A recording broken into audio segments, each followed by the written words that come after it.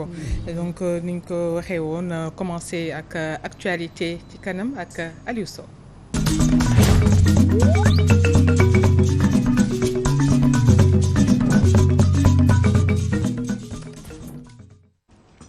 Actualité comme ni ñu ko introduire ak Aliou Sow donc une grande ligne yoo xamante ne moom nga ñu proposé wala bu fekkee ne actualité bi benn point rek la laal lan la exactement. Oui, ça concerne comme bi ma ko waxee ci entamu émission bi. Principalement la situation donc politique au Sénégal. En tout cas sociopolitique au Sénégal parce que société bi am na ci wàll les Sénégalais gis nañu li fi xew ci semaine bi yëpp. Après justement la décision donc du parquet donc par rapport ak affaire donc Adji Sarr Ousmane Sonko eh bien gis nañu li fi jot a xew yow préalablement jotoon nañu gis li jotoon na xew Ziguinchor un petit peu ak cette sinistrose bu nga xam ne moo existé ci territoire sénégalais bi yëpp.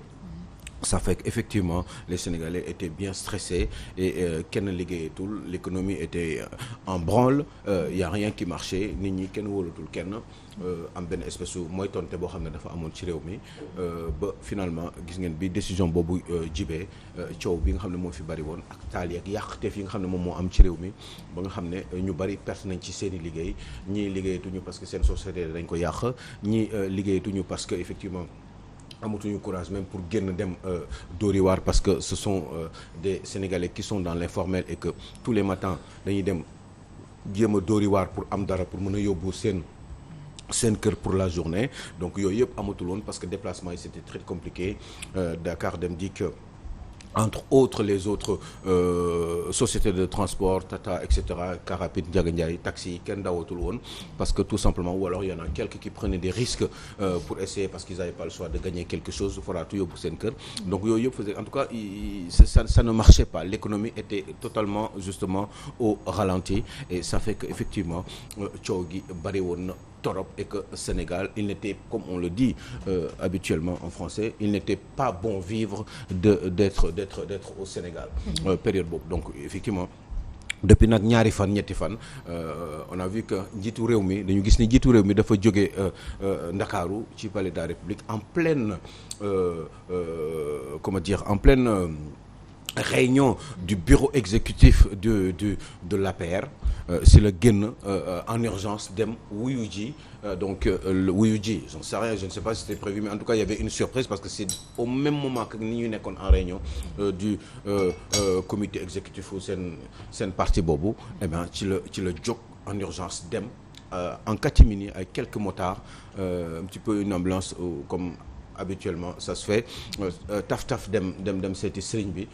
yegg fa ay 22 heures voilà aux alentours de 22 heures une heure de temps d'horloge yoo xam ne ñoom ñaar dañu waxante mais waxante yooyu dafa mel ni même bu fekkee ni kenn fësalu ko ba tey calme accalme benn espèce accalmie dafa am le lendemain comme si dafa am lu benn espèce am na benn effet déclencheur je ne sais pas psychologique boo xam ne chez les Sénégalais ça fait que effectivement dafa mel ni affaire dafa commencer di calme d'abord ci état bi booy seet seen comportement li jot a xew le lendemain mooy démb ak tey décision yi nga xam ne ont été prises Fatou par rapport ak li nga xam ne Sénégalais dañ ko soxla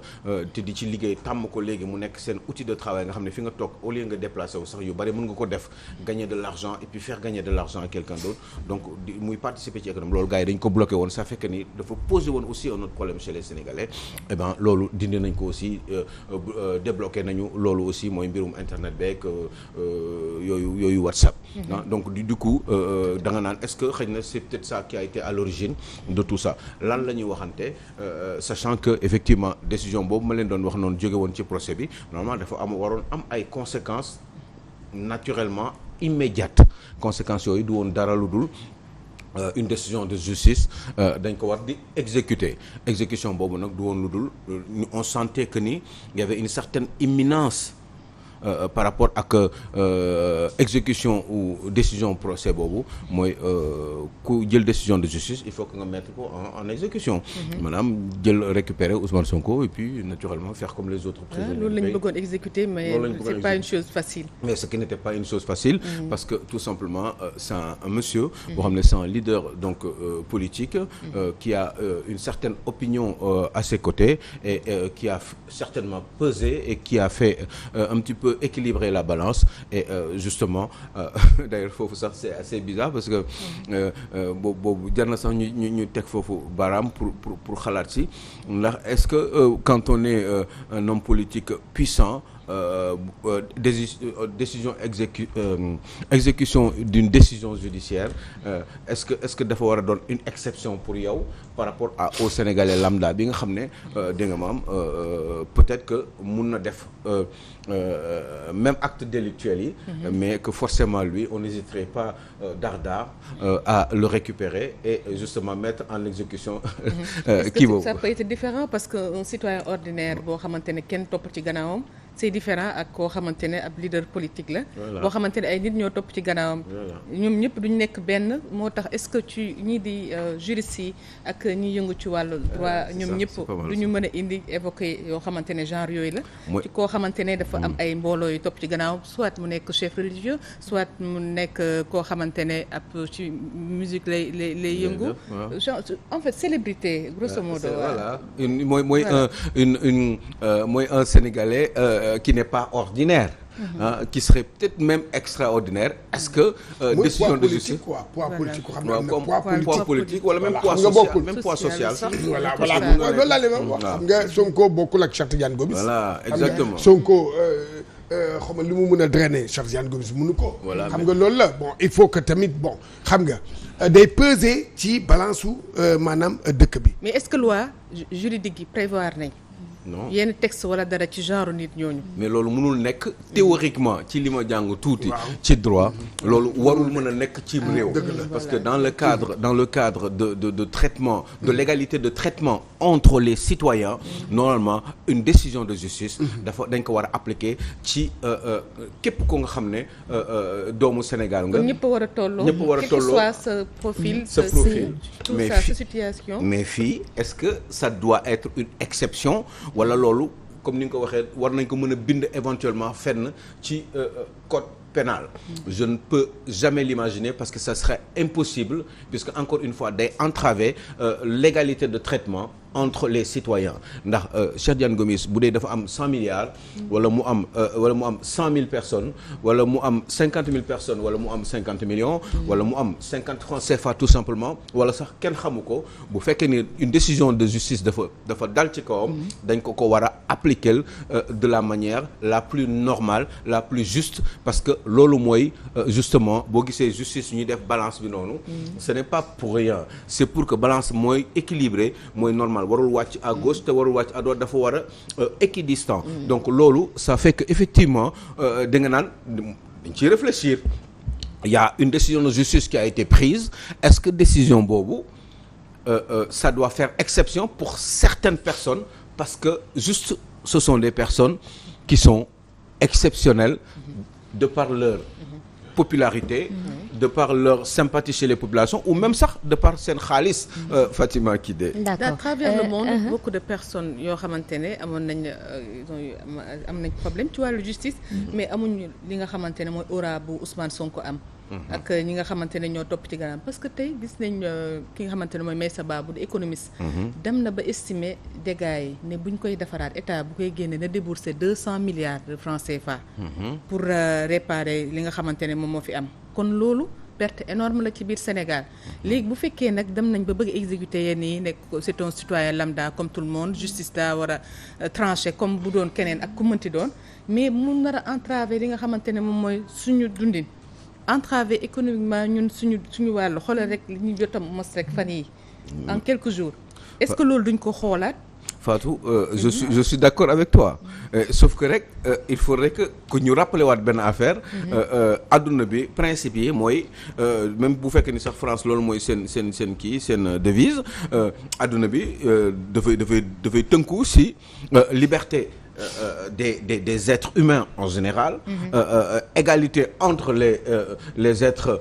humains et puis solidarité wala fraternité entre les êtres humains. Donc fii nii bu fekkee ne da nga jël yeneen yëpp am na solo mais bi nga xam ne moo ñu mën a concerner mooy l'égalité entre les citoyens. Ana égalité boobu est-ce que c'est parce que vous avez beaucoup plus de gens derrière vous qui vous soutiennent parce que vous êtes un homme politique que forcément bu fekkee ni yoon dafa dal sa kaw parce que da nga am loo xam ne da nga ko def te ñu par exemple pour le cas de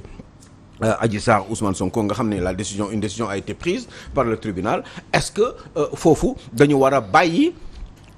parce que nit ki dafa am ay nit ci ginnaawam dañ ko war a juger de manière différente parce que tout simplement dafa am ay nit ci ginnaawam maanaam en réalité vous pourriez certainement, Fatou, avoir le droit peut-être de faire ce que vous voulez dans un pays parce que vous êtes une citoyenne exceptionnelle, mais aussi surtout parce que vous êtes soutenue par une certaine frange de la population. D'accord, mais voilà ci li ma bëggoon laajte rek mooy justice équitable la ñu wax Aliou Sow. lii nii boo xoolee. depuis 6 jours Ousmane Sonko daan nañ ko 2 ans de prison mais dafa mel ni prison bi biir këram la fa la koy tëddee une première dans l'histoire du Sénégal ñu jàpp homme politique wala ñu daan ko peine boo xam ne c'est 2 ans wala leneen ak leneen nga toog sa kër jëli wuñ la jëli Ousmane Sonko tëwu leen parce que ku ko jëlee ca caravane ba indi ko ba fii duñ ne dañ ko ñàkk a war a mën a jëli wala dara qu'est-ce qui est derrière ci lan moo nekk ci ginnaaw 2 ans de prison yooyu nga xam ne daan nañ ko parce que nag bu ñu waxantee dëgg mënoo daan nit ki bàyyi ko këram mu tëdd lan la fay def c'est quoi le problème c'est pas du kenn du ne guléet parce que Karim Wade amoon na fi jafe-jafe ba ñu tëj ko Khalifa Sall noonu keneen noonu donc qu'est-ce qui est derrière cette verdict lan mooy problème bi ndax nag lu bari jaar na fi bu ñu bëggee tey Ousmane Sonko fanaane prison ñoom dañ koy def lan moo waral ak xaar bi c'est quoi le problème en fait lan la wala tey verdict bi dafa am nu mu demee wala laaj la rek nag bu may laaj.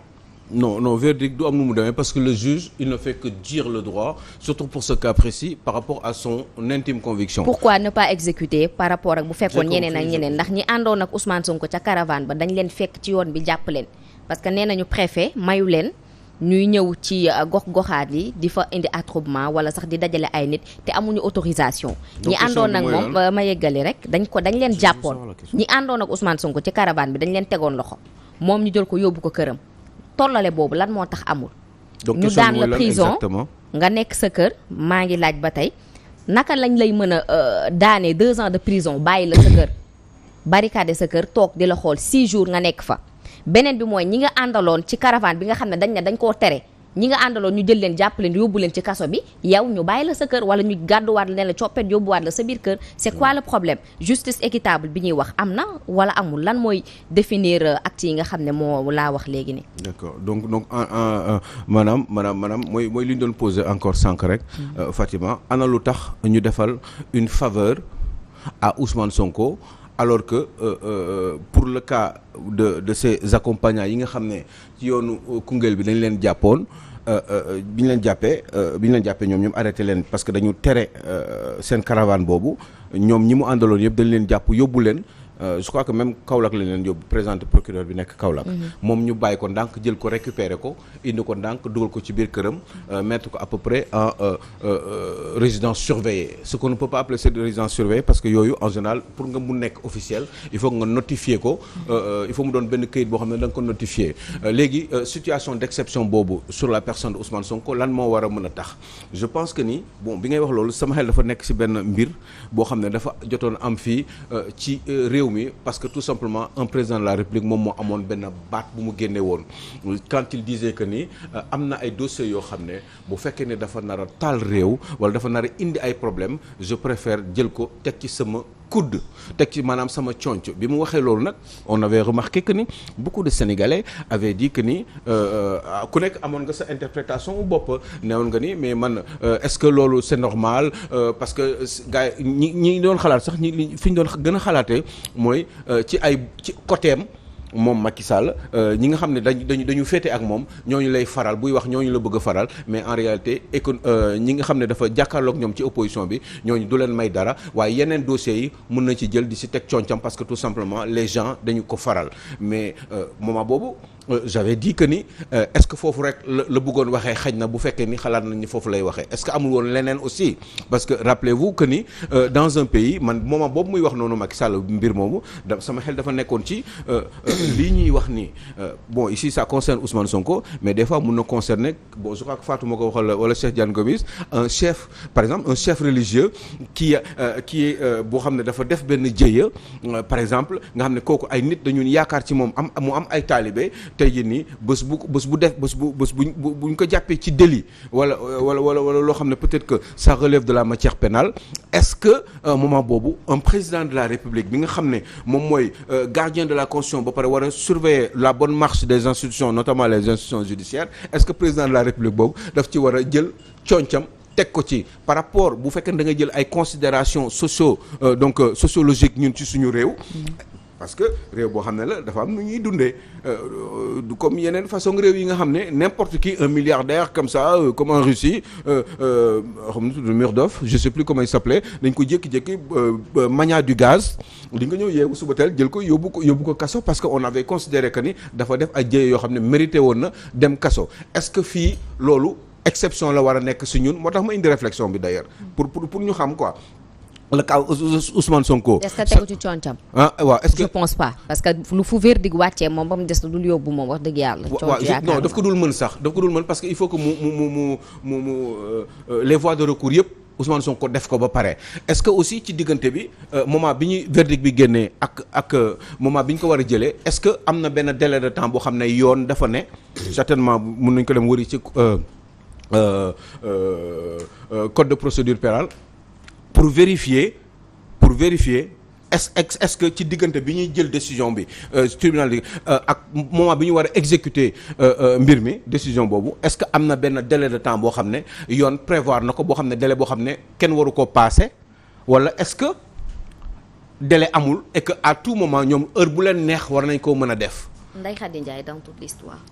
waaw mais xam waaw. parce que ñaar lañu tamit. waaw mais mooy li ma expliqué mais Ndeye Khady Ndiaye sax c'est différent parce que Ndeye Khady Ndiaye kaawam xam nga moom elle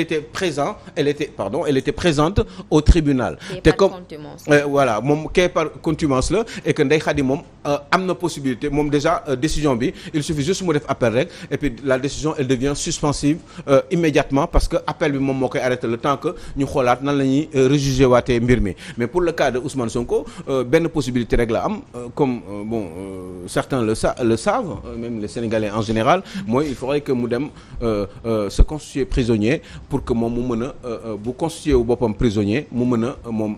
justement def appel te loolu apparemment amul te comme loolu amul nag forcément leen rek la ñu war a mën a dem seeti te kooku bon on a peut-être pas eu le temps de le vérifier mais bu ñu demoon seet code de procédure pénale peut-être que danañ gis lan lañ fa wax wala ku ci xam dara mu ñëw wax ñu ko ci diggante boobu décision bi di am ak moment bi ñu ko war a exécuter est-ce que dafa am benn délai boo xam ne kenn waru ko dépasser wala amul benn délai boo xam ne kenn waru ko dépasser que yoon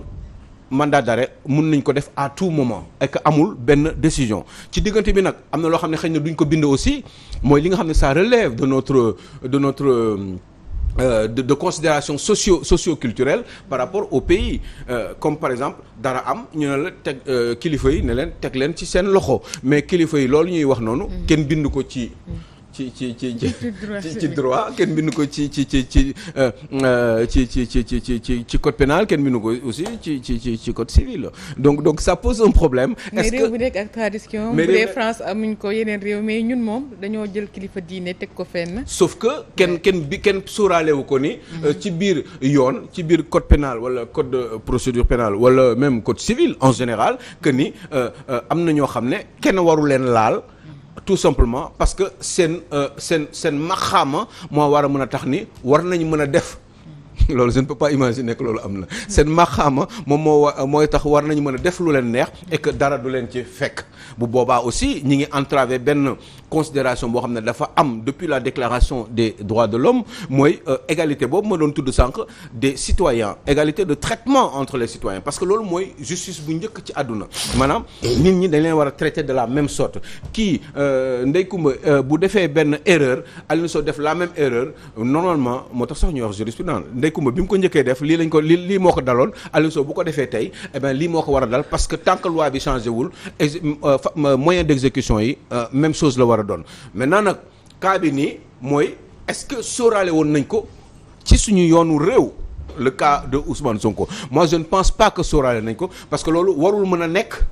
ci amul ci yoon warul mën a nekk ci yoon dafa normalul dalul yoon c'est ça parce que jàpp nañ ko ay journalistes ñu ngi ci kaso bi li ñu waxoon tey mën nañu ne am na ci réewum Sénégal Pape Ndiaye tey dafay dem wuy ji mboolem kàddu yi nga xam ne yëkkati na ko am na ñeneen ak ñeneen ñu ngi koy yëkkati ci ay plateau ci ay télé wala sax ñu dem ba l'histoire joxe raison teewul ñi ñaa ngi toog jàppuñu leen jàpp gi dafa demee ci benn wàll képp koo xam ne peut-être wax nga ci loo xam ne amaana waroo ko woon wax que ni viol amul menace de mort amul jël nañ la teg la ci kaso bi et pourtant ñoom ñoo jugé setal ni que Ousmane Sonko viol amul ci leneen ak leneen indi corruption de jeunesse une première kenn yoon lañ ci mës a daan ci li ñuy wax rek Socrate lañ ci mës a daan Ousmane Sonko moo nekk deuxième personne est-ce que tamit loolu tënku leen ci arrestation bi tamit. non man gëmuma ni loolu mën na leen tënk parce que loolu je crois que boo demee ci article je crois que c'est autour de 318 ba 324 ci moment boobu du code de procédure pénale ci la mbir mi nekk corruption de la jeunesse loo xam ne la depuis si Senghor la nekk du Abdou Diouf moo ko fi teg du Abdoulaye Wade ko fi teg te du Macky Sall ko fi teg loo xam ne daf fi nekk la maintenant bu fekkee ne dañ ko war a user en bon droit parce que procès bi moo ko laaj forcément procureur bi bu ko demandé et que juge ak ses assesseurs se rendent compte que ni loolu war na mën a nekk forcément